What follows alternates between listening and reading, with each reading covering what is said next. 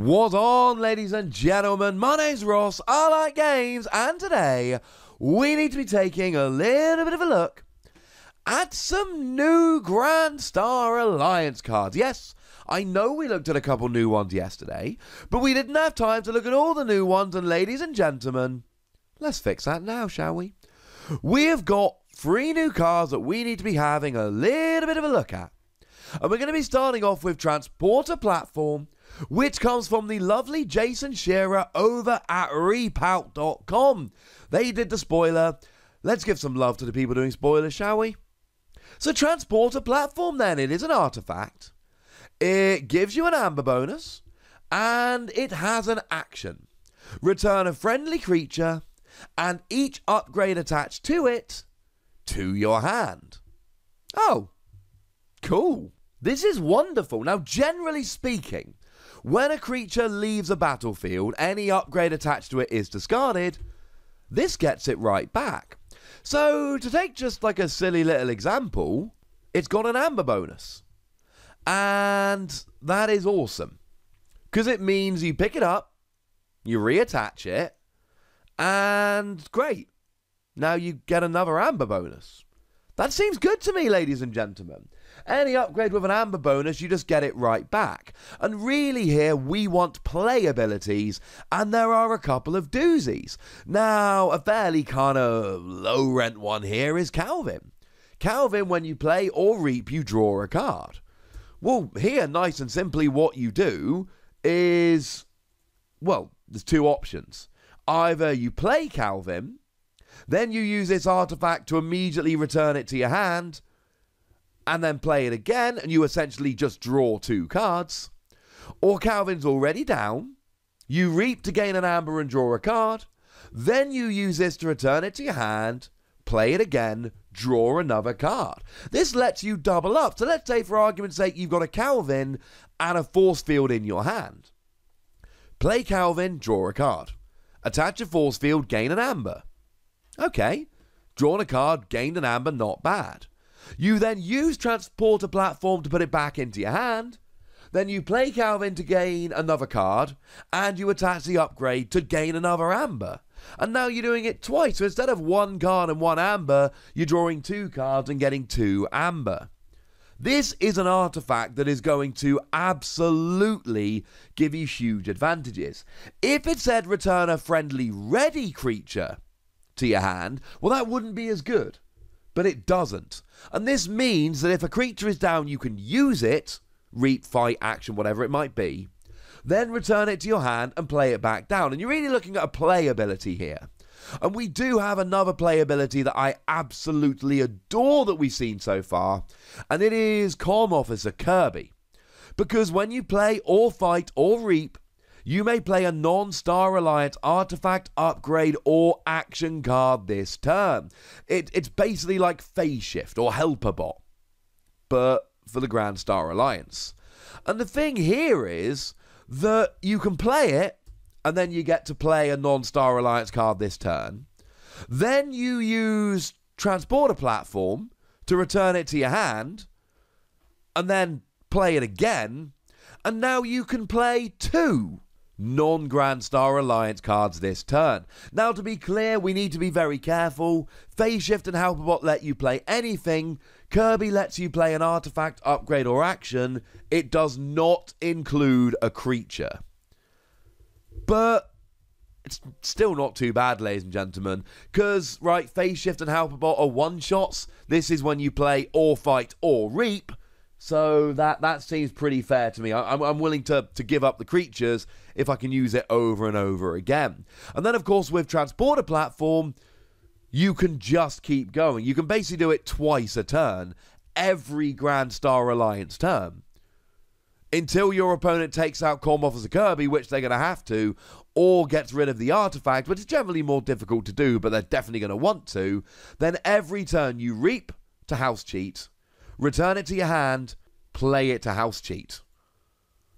I mean, that's crazy. And if you can get an upgrade on there with an amber bonus as well, then you're house cheating twice with 2 extra amber every Grand Star Alliance turn. Tell me that's not going to be a ridiculous combo. This is a phenomenal artifact, and frankly, one of the combos I'm already looking for from Worlds Collide, or already on my list to look for when the set comes out, is Transporter Platform and Comm Officer Kirby. If you can get multiple Transporter Platform and one Comm Officer Kirby, you can be playing out your entire hand every turn. That could be kind of over-the-top dumb good, ladies and gentlemen. That could be crazy. Cloaking Dongle. I've been telling you about upgrades of Amber bonus. How about Cloaking Dongle? It does give you an Amber bonus, and it reads, this creature and each of its neighbours gains elusive. It's not bad, ladies and gentlemen. It really isn't bad. Elusive means that if your opponent wants to take out a creature, they've got to fight it once to break the elusive, and then they've actually got to destroy it. The thing is, Comm Officer Kirby isn't an elusive creature. Be kind of nice if it was. One of the best cards that I think we've seen from Worlds Collide is Captain Val Jericho, who, incidentally, if she's in the centre of your battle line, you may play one card that is not of the active house. So that really does escalate things a lot. And oh, look. She doesn't have elusive. Brilliant. So this just gives them elusive. We've seen plenty of cards that can give you elusive, and I love it. I think it's absolutely brilliant.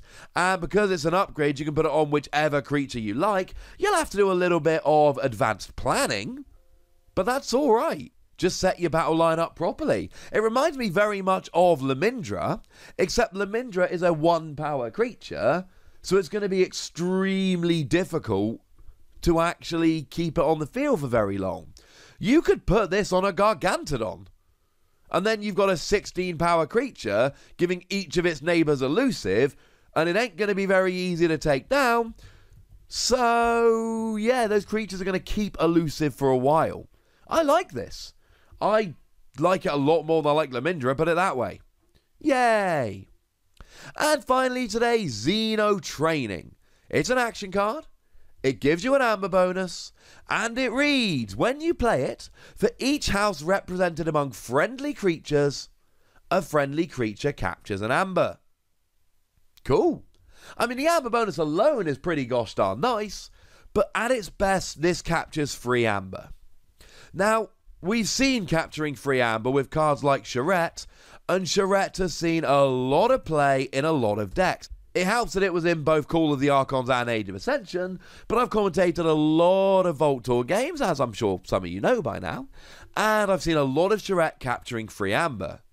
Well, this captures free Amber while gaining you an Amber. Now, you don't get to keep a creature in play like you would with Charette, but you do get to redirect the Amber wherever you like, and once again, I might as well use Gargantodon as an example.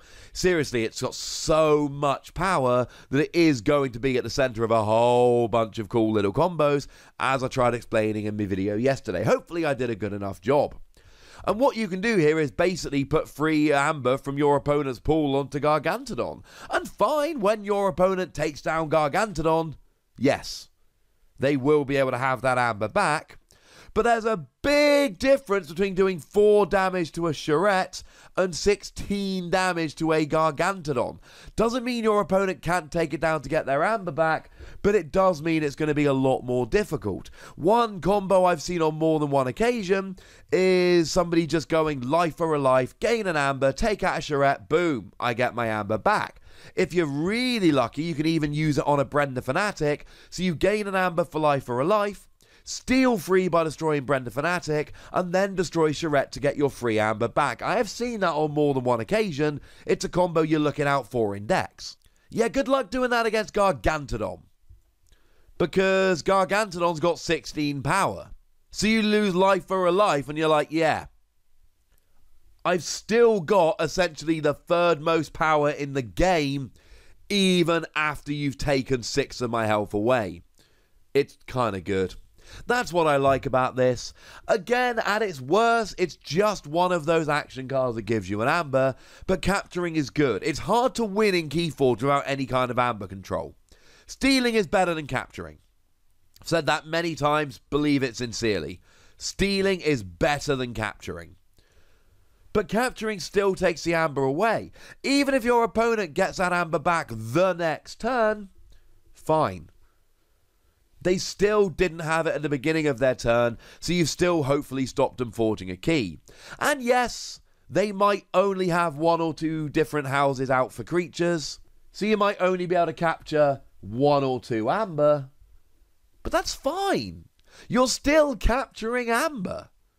And we've seen this quite a bit with the Grand Star Alliance, cards that want multiple different houses to be represented. Take Zap, for instance. It's an action card with an amber bonus, whereby you deal 1 damage to a creature for each house represented among creatures in play, though that is yours and your opponent's.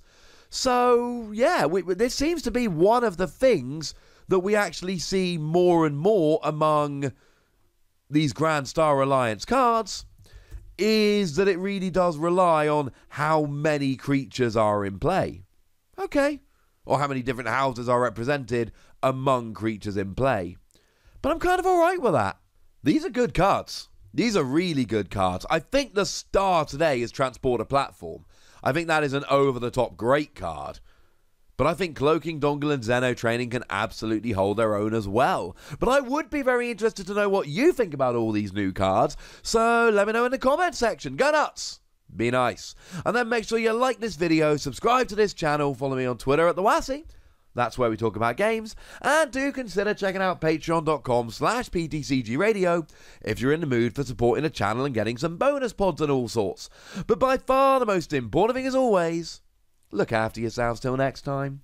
Thank you very much for watching. My name's Ross and you've been watching Wossy Plays.